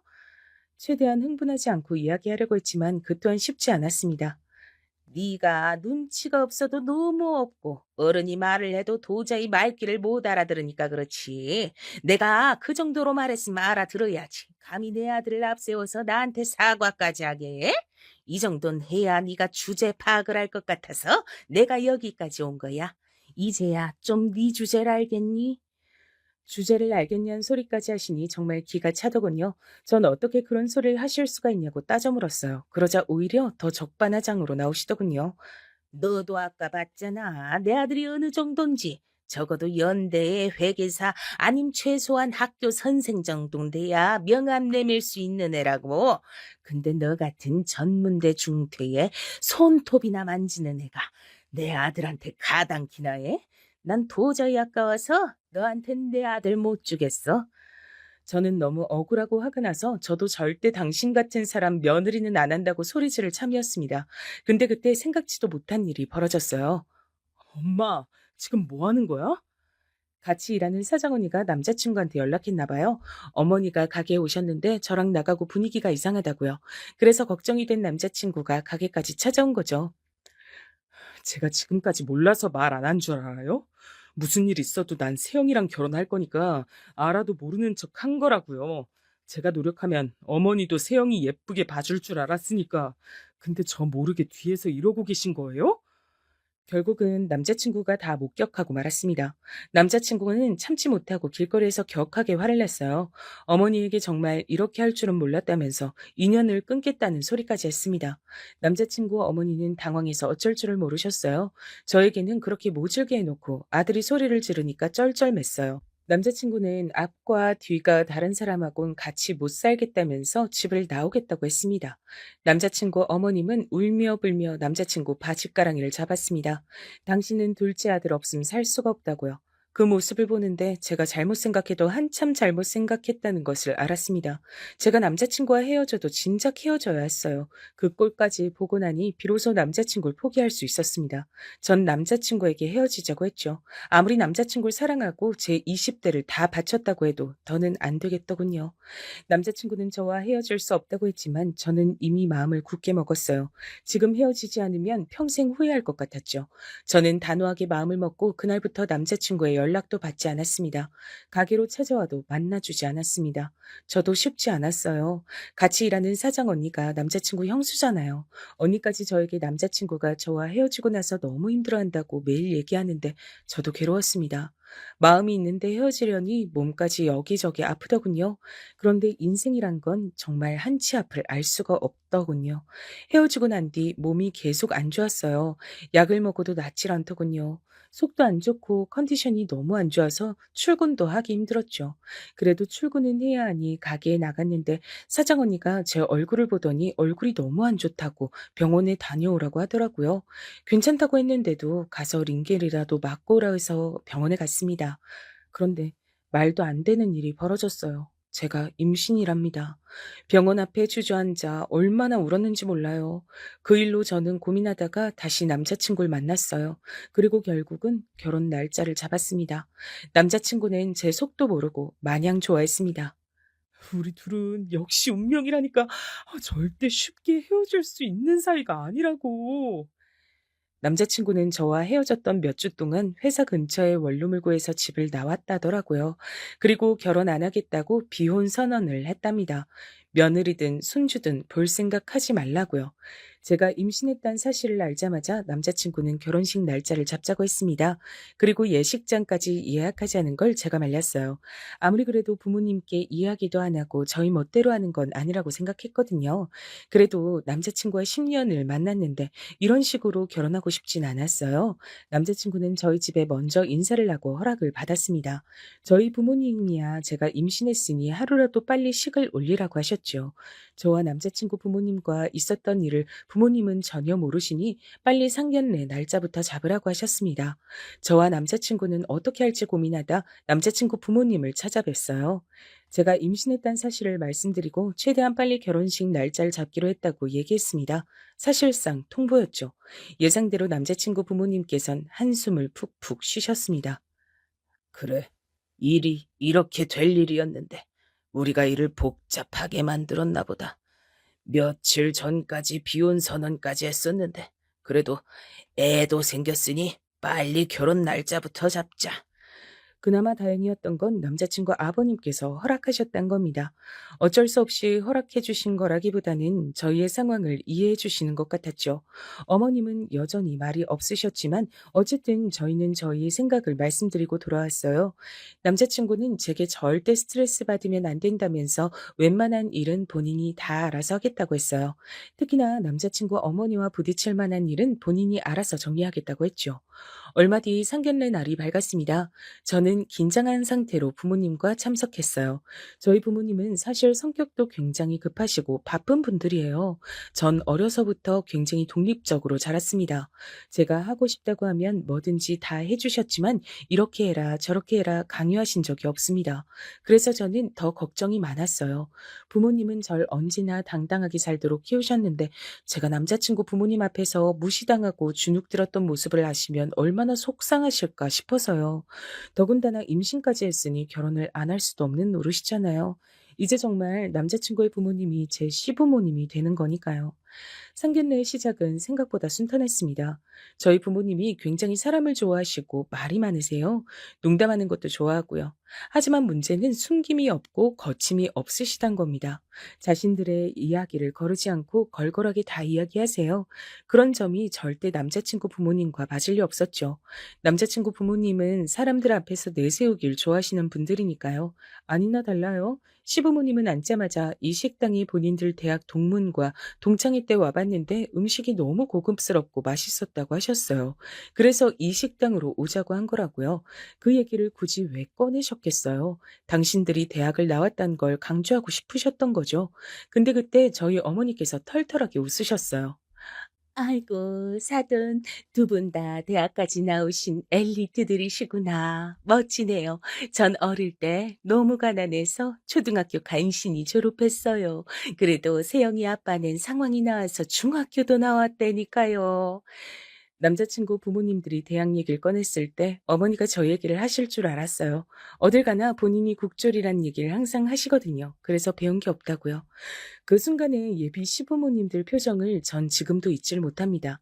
인매를 올리시면서 피식 비웃으셨어요. 두 분처럼 학벌을 중시하시는 분들이 저희 어머니가 국졸이란 소리를 들으셨으니 절 더 무시할 게 뻔했죠. 근데 그때 마침 들어온 식당 직원이 들어와 메뉴판을 줬어요. 그리고 잠시 뒤 저희 어머니가 영어로 된 메뉴판을 유심히 보고 있는데 그 모습을 빤히 지켜보던 예비 시어머니가 입을 가리고 자꾸 웃으시더라고요. 전 예비 시어머니가 또 무슨 소리를 할까 싶어 안 되겠다 싶었습니다. 제가 어머니 메뉴를 시켜드리려고 했는데 예비 시어머니께서 안 해도 될 얘기를 하시더라고요. 아이고, 안사돈 알파벳도 모르시죠? 제가 가서 좀 읽어드릴까요? 그 순간의 정적을 전 아직도 잊지 못합니다. 예비 시어머니는 안 그래도 제가 임신해서 결혼하는 꼴이 마음에 안 들 텐데 제대로 된 꼬투리 하나 잡은 거죠. 사람이 대학만 나오면 뭐합니까? 저렇게 몰상식한데 말이죠. 옆에 있던 남자친구가 놀라서 예비 시어머니에게 한마디 하려고 했는데 저희 엄마가 괜찮다는 듯이 웃으셨어요. 그리고 오히려 너스레를 떠셨습니다. 요즘에 세상이 아무리 달라졌다고 해도 그렇지 여기가 한국인데 메뉴판에 어떻게 다 꼬부랑 글씨만 적어놨답니까? 그럼 대학물 좀 먹은 우리 사돈이 좀 읽어주실래요? 엄마 말에 저도 남자친구도 더는 말하지 않았습니다. 여기서 저희가 나서면 분위기가 더 이상해질 것 같아서요. 예비 시어머니의 꼬장은 거기서 끝이 아니었어요.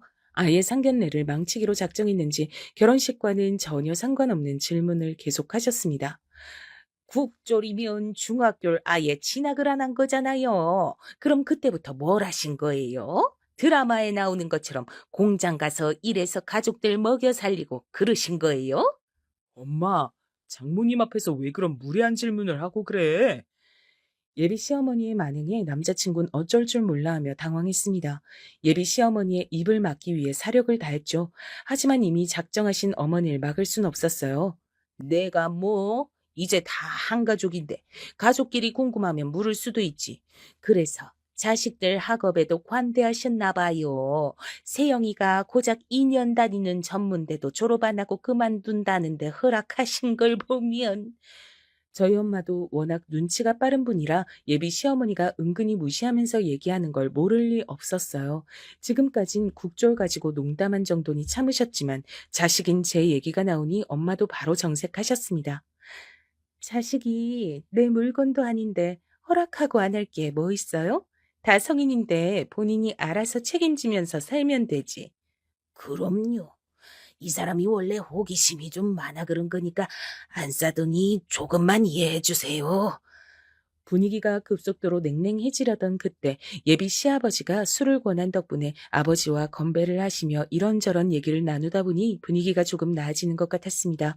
그때까지도 정색하고 있던 저희 엄마가 핸드폰을 들고 잠깐 통화를 하러 나갔다 오셨어요. 저는 일 때문에 그러시나 보다 싶었죠. 근데 상견례가 마무리되어 갈 때쯤 생각지도 못한 일이 벌어졌습니다. 저희가 식사하던 틈에 누군가 노크를 하고 들어왔어요. 회장님, 부르셨습니까? 무슨 일 있으세요? 엄마 회사 직원들이 우르르 룸 안으로 들어왔습니다. 그때 저는 알았어요. 엄마가 일부러 나가서 통화하신 게 회사 직원들을 부르려고 했던 거더라고요. 저희 예비 시부모님 앞에 보여주려고요. 역시나 예비 시부모님은 눈이 휘둥그레지셨습니다. 특히나 예비 시어머니는 직원들이 우르르 들어오자마자 놀라서 자리에서 벌떡 일어났어요. 그러곤 회장님이 누구냐고 말을 더듬거렸습니다. 누구긴 누구예요? 내가 회장이지. 세영이 너는 암튼 애가 물러 터져서는 사돈한테 내가 식품 회사 한다고 말 안 한 거야?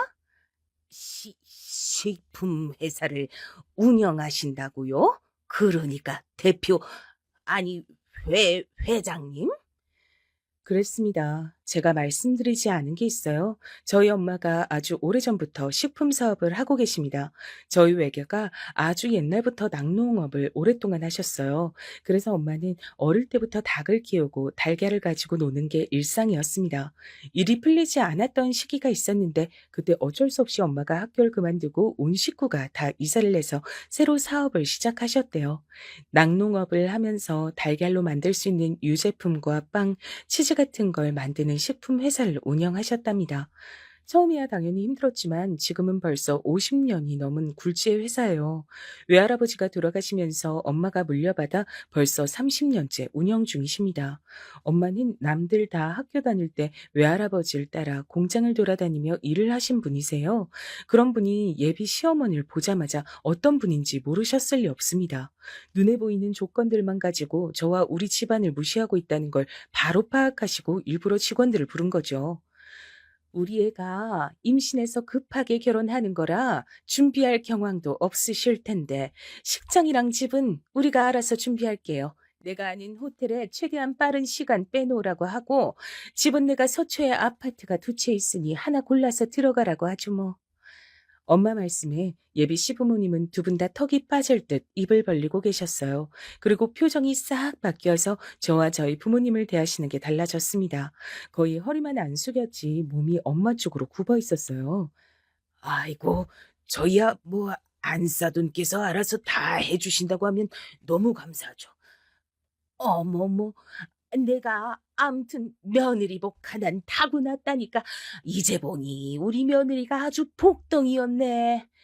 제가 참 너무 세상을 몰랐습니다. 이럴 줄 알았으면 진작 저희 친정엄마 회사를 알려드릴 걸 그랬어요.